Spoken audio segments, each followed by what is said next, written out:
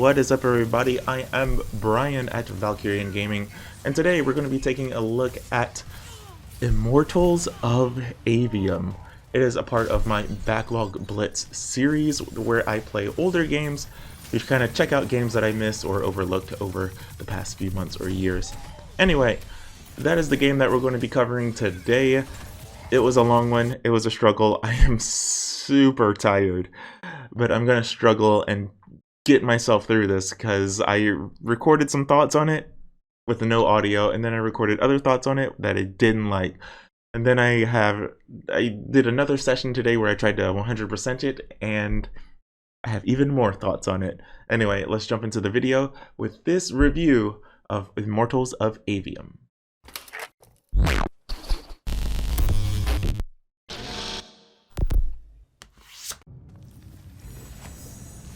So, what is Immortals of Aveum? Well, it is a first-person shooter published by EA, and it is kind of an interesting take on the first-person shooter genre because it's not the usual guns and military setting, especially the ones that EA is known for with their Battlefield series. This is a fantasy setting with magic in place of guns, but it is still a high fantasy military conflict at its core. The story of Immortals of Aveum is not unheard of progression or like through line to the story. It is kind of something we've all seen before, but that doesn't mean it's not an enjoyable one. So the story is we play as Jack. Jack is a downtrodden street urchin, thief, orphan type character. He and his band of other thieves have kind of eked out a life together in the undercity of their town, and just like a lot of the other characters that you usually see in this kind of situation, like our Aladdins and whatnot, we're a lovable thief or lovable scamp, and after an incident happens, we have fate thrusted upon us, and the game proper starts. So Jack's hometown is attacked by an enemy military, and Jack he loses his friends and he joins the military to fight against these people as kind of a last wish to his best friend who was planning to join the military. Anyway, Jack is what is also called a triarch. Triarchs are people who can use all three types of magic, which kind of plays into the gameplay, which we will get into. Moving on into the story a little bit more, Jack becomes an immortal, hence the name of the game, Immortals of Aveum. It is basically a title for elite soldiers. As things progress, Jack discovers new powers. He kind of sees the world that he's never seen before, because as a peasant, he didn't really have the chance to travel, and he didn't have the time to do it either because, you know, there's an ever war happening, and the ever war is a war that humanity has engaged in since the dawn of time, basically. Anyway, the game takes place with Jack and the kingdom of Lucium, and Jack is like I said, our hero character, and he kind of discovers the world and what the other nations are going through, some other characters, so on and so forth. It's a pretty straightforward military hero coming of age story. That doesn't mean it doesn't have good writing or good plot twists. I personally really like the acting in this game as well. I think the cutscenes are really well done. Lucian demon. Here we go. See? Easy. Some Triarch shit right there. Well done. He was a prisoner. Not anymore. He was helpless. There is a bit of genericness to it. It's not a story or story beats that we haven't heard before. If you, especially like watch like the Marvel movies or like just any hero story, honestly, you kind of get exactly what this story is.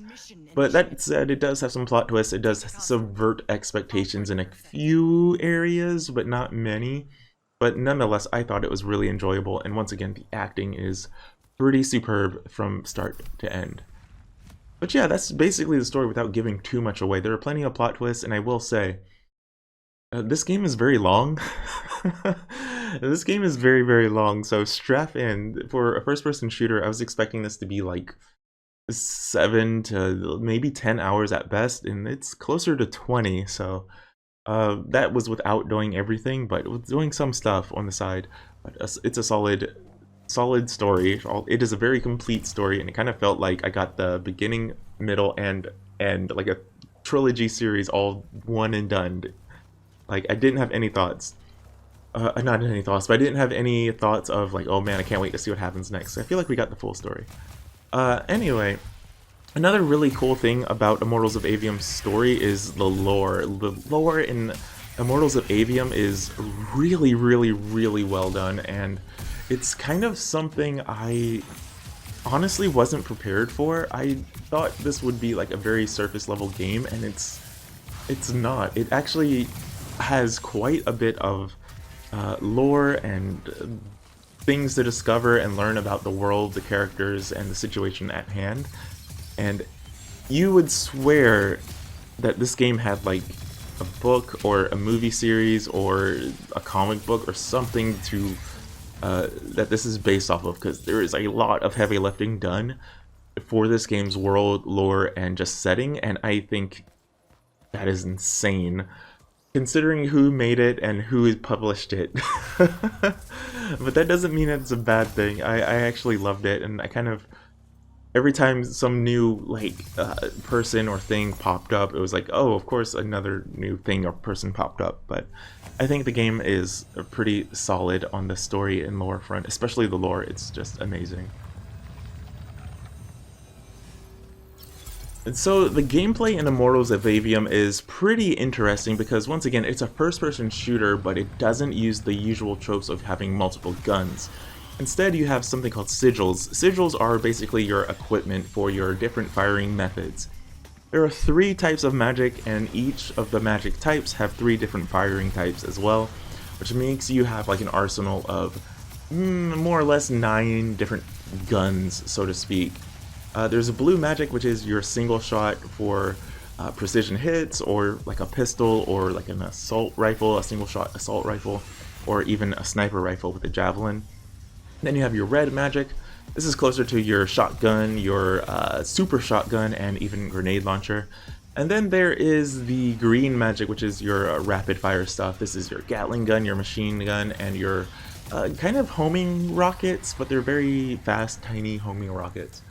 These 3 types of magic are used not just for combat, but also for traversal and exploration and puzzle solving in Immortals of Aveum. All 3 of these things kind of make a kind of triangle of gameplay that Immortals of Aveum kind of proceeds with.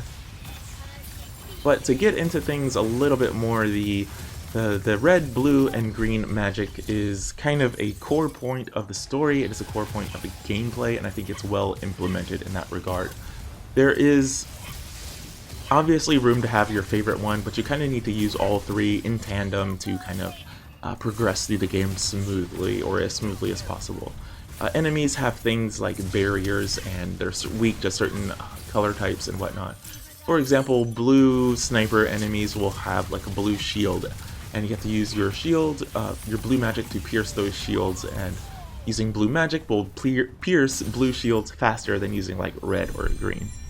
So it's a pretty simple system at its core, but kind of managing all of it in the heat of combat is really, really important. Not just having the different sigil magics used to fight your way through the game, but you also have equipment. You have your armor, your bracer, and your rings, and some other accessories to kind of add added effects to Jack's kit of abilities and firing methods. It's pretty simple stuff, but I don't get why this game does the legendary epic and rare item nonsense. I don't think it's needed. And a lot of the affixes to the weapons that you get, that you can upgrade and equip, are very minor, and it's stuff like, oh, +1 damage, plus 20% fire reloading, and like +20 shield shatter or whatever. It's a bunch of nonsense, and I just kind of would rather there be stronger weapons in general. Along with those, there are the accessories. As Jack progresses through the story, he gets 3 accessories to kind of help him proceed through the events of the game world. You get a whip that lets you pull enemies close, pull yourself closer to enemies, or even traverse the environment later. You get a little vial of like goopy stuff that slows things down, and you get a little beam that stuns and can power up crystals. All of these are once again used in combat, and they are also used in traversal and progression of the story. And then lastly, there are the kind of super attacks that are used with a trigger button. These are specifically used spells, and they're very strong and very interesting spells. You kind of have to use them as kind of, I don't know how to explain it, but they're kind of like the magic spell types affinity embodied is the way I would say it. Like the green magic super attack more or less is like a homing missile launcher. The red is like a big spread that does like a big pushback, and the blue is like a giant shockwave that shoots up a giant boulder that breaks shields easier.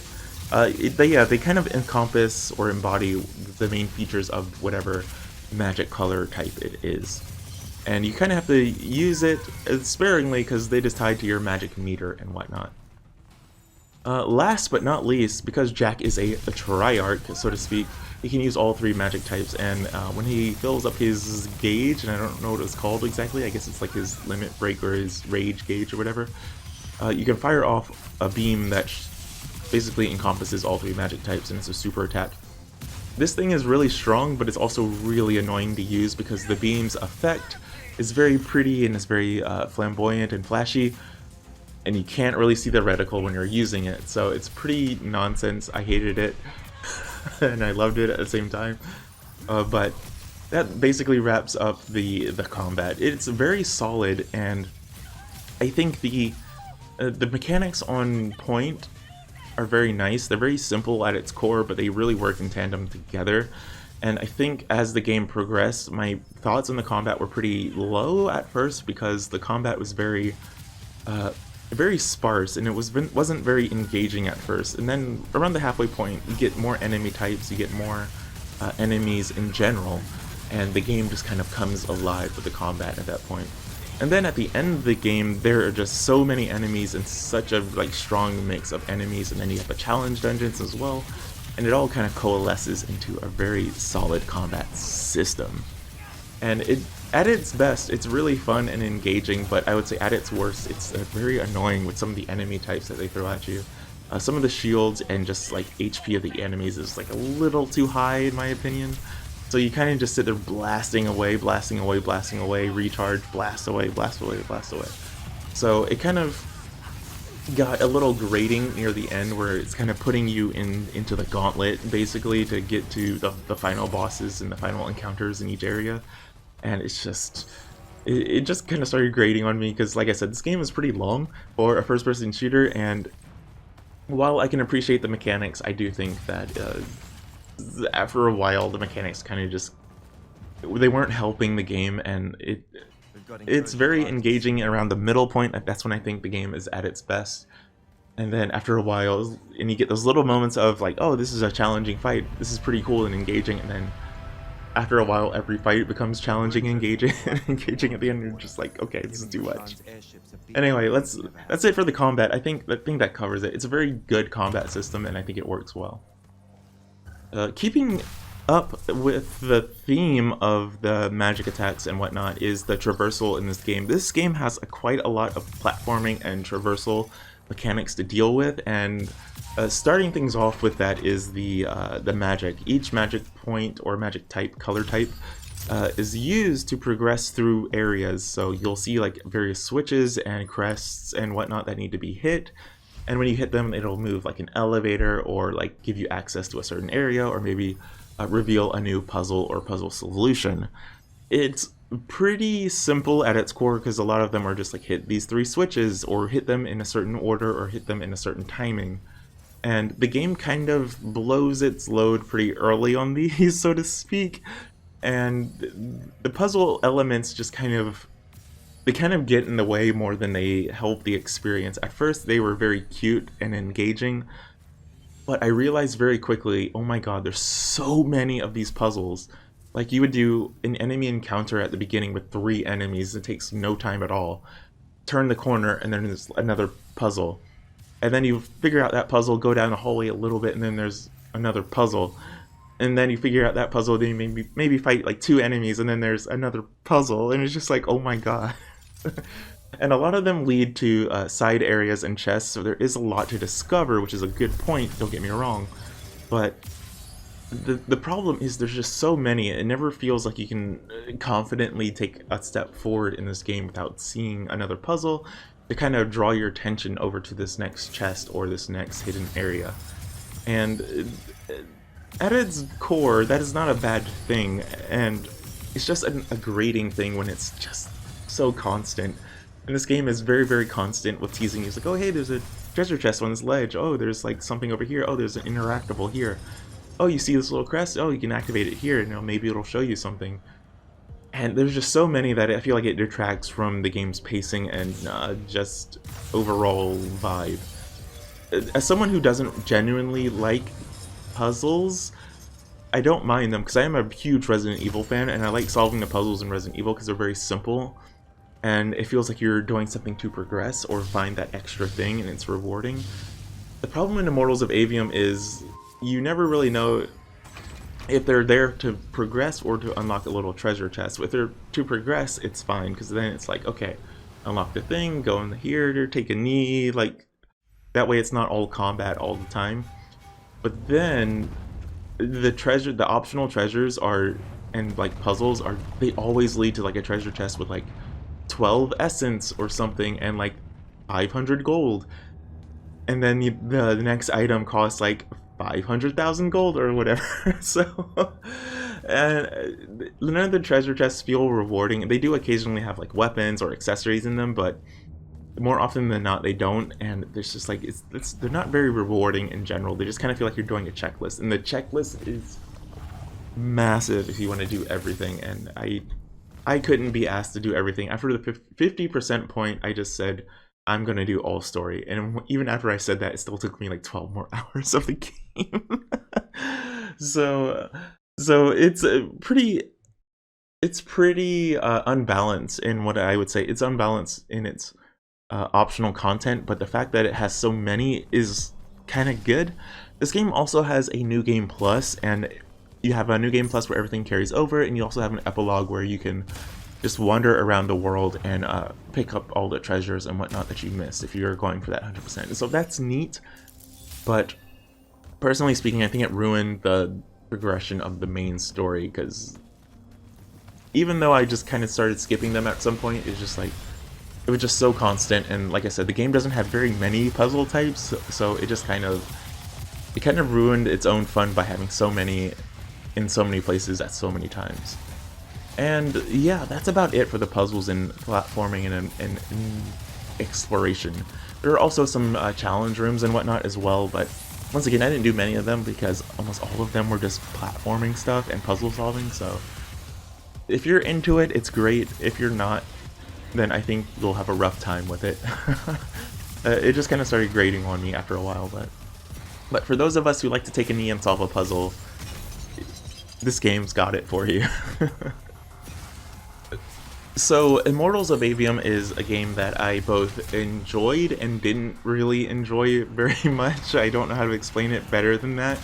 The game started off as a 9, eventually went down to like a 7 because of all the puzzles, and then because of all the puzzles even more, it became like a 5 or 4 maybe, and then I decided to just go straight for the story, and it became a 7 again, and then right in that last like 25%, I think the game went down again for me. I would say I almost don't like it, just because of the last 25% of the game. It's just so incessant with its combat and the puzzles that it just kind of overwhelmed me, and I just kind of wanted it to end.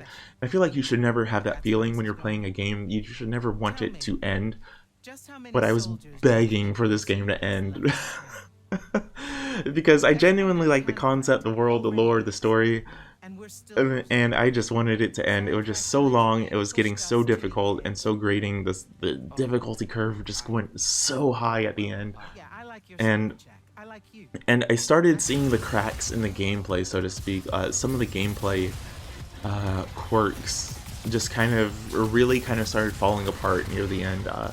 Like I would get, the game has autosave checkpoints, so I would get killed and or I would die in the game and the checkpoint would be right at the boss when I had like one healing or no healing, and I had to like just kind of push through it. It's like the only other option was to restart the entire chapter, and the chapters can be hours long. So it was just like some of the cracks really just started to show with the gameplay, with some of the choices that were made in the game, like things like swinging on the rope or the whip. It has a cooldown, and the whip has like a travel time to it, so it doesn't latch on automatically. Getting hit by enemies is just like a guarantee. It's so hard to dodge stuff, and enemies do a lot of damage, and the dash sucks. It has like almost no invincibility to it. It's just like, you just kind of felt the gameplay cracks coming out more and more and more as the gameplay got more and more intense.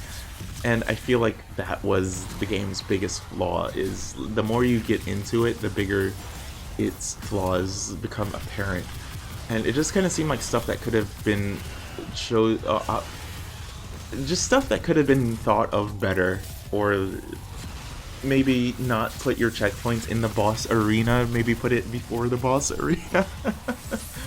Stuff like that is just, it's just kind of weird choices that kind of brought the experience down at the end. But overall, what are my thoughts on Immortals of Aveum? It's alright. It's alright is what I would say after giving it some time to cool off from my frustration at the end. It's alright. Good world, good story, good characters, good visuals, good concept, decent gameplay, decent puzzles. Too many puzzles, the gameplay falls apart at the end, and it's just so long. The game is way longer than it looks like it would be.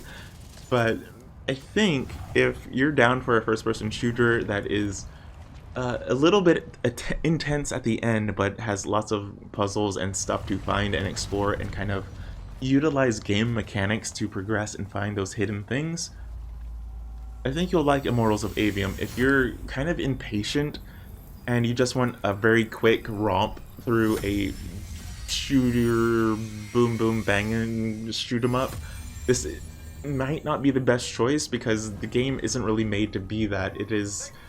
It's a game that is very proud of itself, and like it wants you to enjoy every aspect of everything at all times, and I think it's a little bit bloated, but not a bad game overall. And there is a patch coming soon to kind of address the performance. Maybe I think it's getting FSR, so some frame generation for the consoles, which is very interesting. So maybe that'll fix it, but I don't know. We'll see when that happens, but I might not check that out. I don't know. But yeah, the game has a new game plus. It has, so you can play through the game with all the unlockable stuff. So it is a very interesting game. It is a very playable game, very lengthy game that'll definitely hold you over.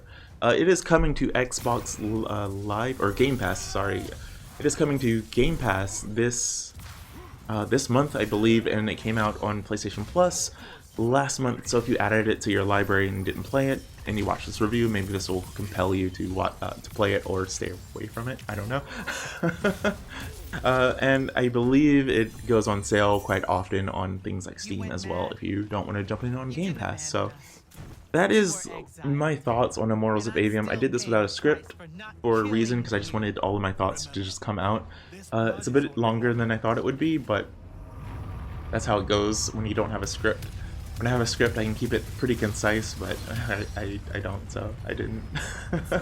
As you can see, we have a new setup. We have a new apartment entirely. We moved out of the old place so I can speak a bit louder, a bit later, and enjoy myself a bit more, I think. Maybe, I don't know. We'll see if anyone complains and I ignore them. Yeah, we have a new place. We have basically just this couch and the computer set up in front of me. I'm sitting on the floor. I don't have a chair.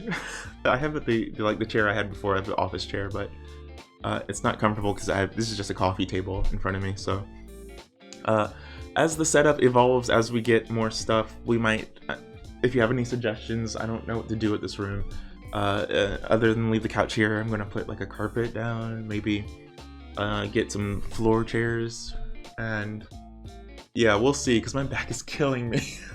My back is killing me. Yeah, maybe we'll get a desk setup or something. I don't know how much room I have for a desk setup, because we'll see. Anyway, you guys can't see all of that. That's not important. If you have any design tips, please let me know in the comments. Let me know what you think about Immortals of Aveum. Please like, sub, hit the bell for notifications if you liked this video. I'm Brian. I'm very nice. I live in Japan and I talk about Japan things. Let me know if you want to see some Japan life stuff or like just Japan gaming stuff, because I don't live in Tokyo, so maybe I can show you some more interesting things from outside the Tokyo area. Maybe.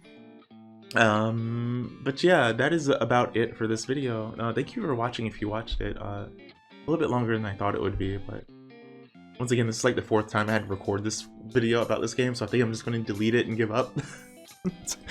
Anyway, good night, good game, stay safe out there, and be good to each other. It's a nice thing.